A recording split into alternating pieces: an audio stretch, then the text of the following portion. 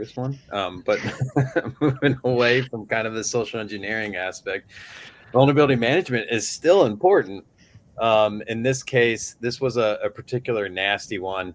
It reminds me of Heartbleed for anyone that had to deal with that back in 2014, where there was a buffer flow type of attack used against Citrix OpenID that pretty much caused the memory to leak more information than it really needed to. And this, was information to get into the environment. Anyone interacting with it. This impacted Citrix NetScaler ADCs and gateway appliances. If you're on their cloud services, it wasn't an issue.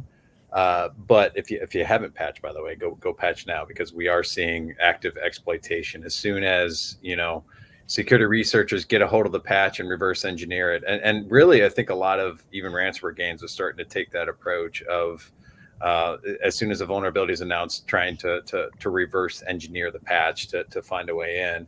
But in this one, this was so nasty that it's pretty much just giving people access into the environment. So I don't really have a good way to anywhere particular to start. But what are you guys' thoughts on the latest? To me, the big new named vulnerability within the security space.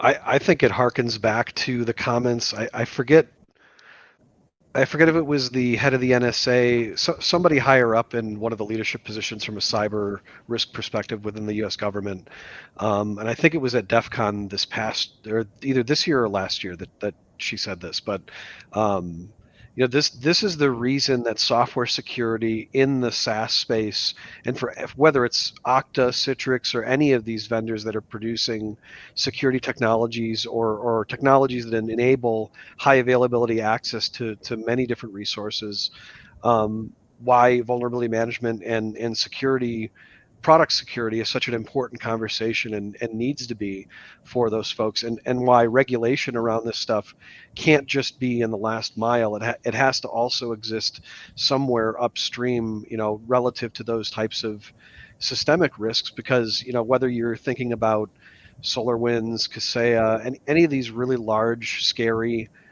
SaaS breaches that have happened, or individual threats like Heartbleed or Citrix Bleed, the impact of those things is massive, and the reach that those techniques enable folks on the criminal side to have is really pervasive and economically impactful to the country. So I think my take on all of these family of vulnerabilities and just kind of the life cycle around vulnerability management and the public conversations around it is that technology vendors have to redouble their efforts to make sure their applications are secure and make sure that they're threat modeling and looking for those abuse cases. Otherwise, we're just going to continue to see, every quarter, every year, as time goes on, more and more of these vulnerabilities that weren't found by researchers early on, or prior to production implementation of these technologies, and ultimately that's just going to lead to more breaches for end customers. On the insurance side, what's happening now is that many insurance companies are limiting the payouts for these systemic types of events, 0 days and so on. So if there's a broad level attack that moves across multiple environments at the same time, there could be exclusions. And so that's also a big component of this, is now the ability for an individual organization to control their fate as it relates to being able to get a payout if they're impacted by this can be really significantly reduced. And so these are the areas too about vulnerability management that is so critical to make sure that that's being managed. And also then, of course, broadly, that patch management is becoming a requirement of cyber insurance policies as well. So these are areas to be particularly focused on, and make sure you dust off that policy and take a read to understand what your requirements are, and whether there are questions that should be asked to vendors to make sure that there is proper care and feeding and vulnerability management of those upstream solutions so that they can pay for an incident if one occurs. Yeah, I think proper care and feeding, but also transparency when a vulnerability is discovered. And I've seen a lot of work that CISA's put in to updating the information that they release around actively exploited vulnerabilities that you see in the wild. That way you can prioritize it'd be interesting to see, what the insurance companies do going into 24, 25, 26 around vulnerability management, right? And those vulnerabilities that are known, those vulnerabilities that have been released, say by Citrix or said company.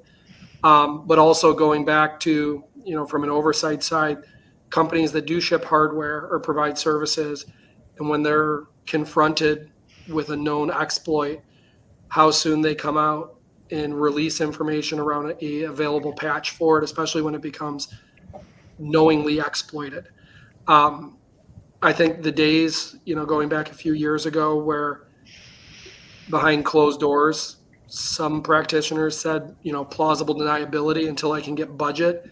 I don't even want to put a solution in place to see what we have, because then we know about it, right? Now, because of cyber insurance, those requirements are there where you have to have a certain maturity level. So now we do have that, which means the business, when I say business, I consider security part of the business, which means all the stakeholders have to come to the table, and those other IT operations have to be on board with creating some type of a program around timing to put the right fixes in place based on the level of vulnerability or the level of risk associated to the business. I mean, imagine if you came across a bridge that you looked at and said, yep, the township recognizes that this bridge was struck by a large moving vehicle. The bridge itself shouldn't be driven over by X equipment, but we really can't afford to fix it for another year or two. Let's just let everyone keep driving over it. And someone drives over it and the entire bridge implodes. Heads would roll, literally would roll. It's the same thing here, right? Like, you provide a piece of equipment to a company, and that company, if they're actively exploited and that company wasn't doing the proper patch management, et cetera, but that company housed all your social security information and everything else, and now it's out there in the wild, you should be upset. But I also think there's a little bit of naivety amongst the consumer base. We're talking to people like, well, I just assume all my information's out there now, just because that's what they read in the news, right? But no, there should be a level of responsibility there, and I think cyber insurance has helped drive some of that. And you're seeing a lot of companies on the vulnerability management side come out with, and I hate to talk to product, but better products for companies to be able to manage that better.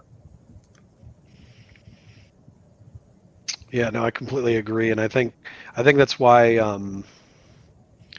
this is why application security, especially considering the importance of vulnerability management, really just becomes over time, I think it will become not only mandatory for cyber insurance policies for those organizations that are providing services or application access like that, but it's likely that's going to be the battleground where a lot of those kind of standards are implemented and maintained over the next six to 12 months, especially as we see just continue to see more zero-day vulnerabilities and things like Citrix Bleed arise in the industry. Did any of you guys read what was the book? Not Countdown to 0 Days. That was a good one. But This Is How They Tell Me the World Ends. No, you want to give a brief description of it? So it's basically goes back to the very, very beginning of the 0-day trade, right? And the initial coming out and talking about discoveries. And I'm not going to shame any of the big companies here, but some of the bigger companies were very, very much against it. But that actually created the 0-day trade versus 0 days for money. But the initial reason for disclosing it was done for good reasons.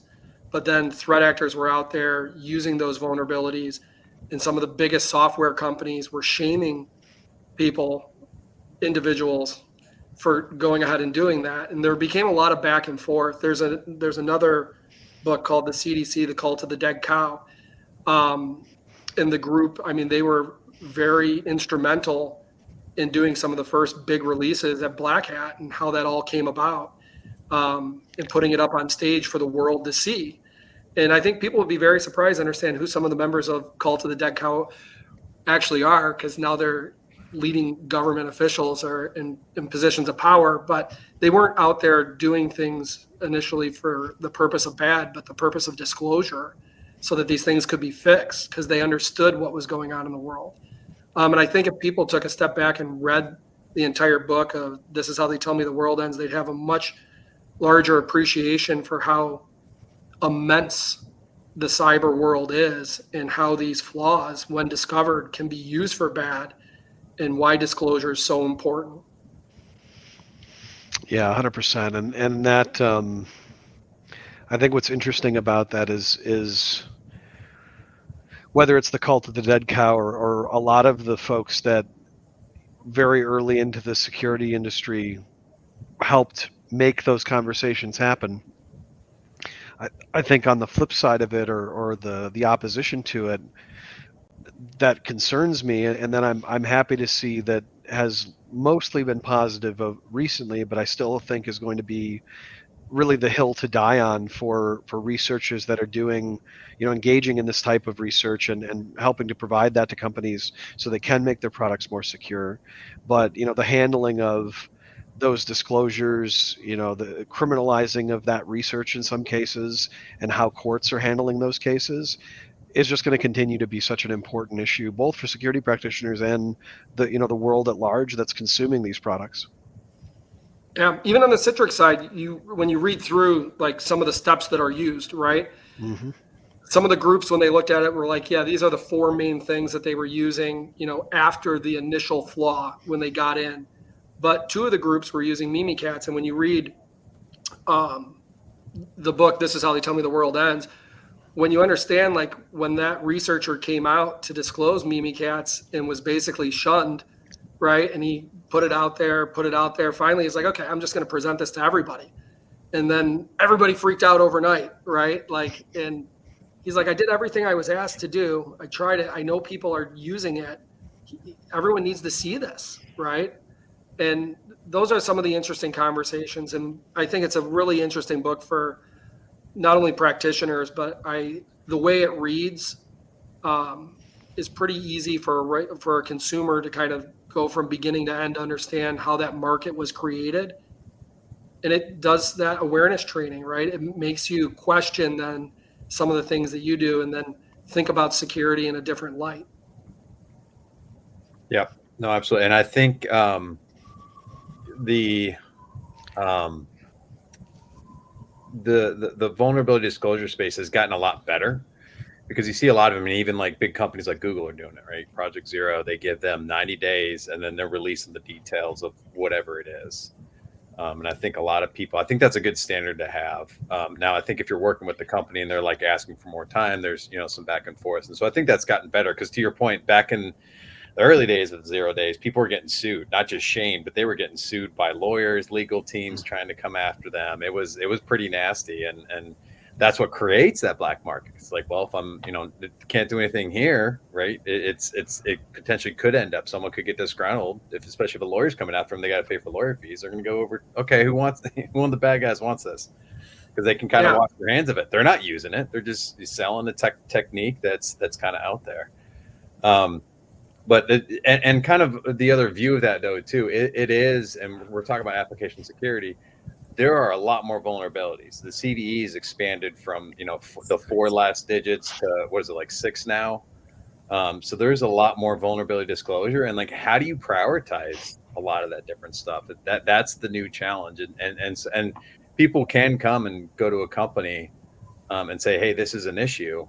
But they're also dealing with all the little issues that people are like, hey, this is an issue. And when you look at it, because I've been on the other side of that, where I've gotten a report, it was like, this is not really that big of an issue. Like, it's, it's like a little thing on a website somewhere. And even, the asset inventory management of what's actually on your website, right? The healthcare industry got in trouble last year for having Google Analytics on their login portals for health, for people logging for health stuff.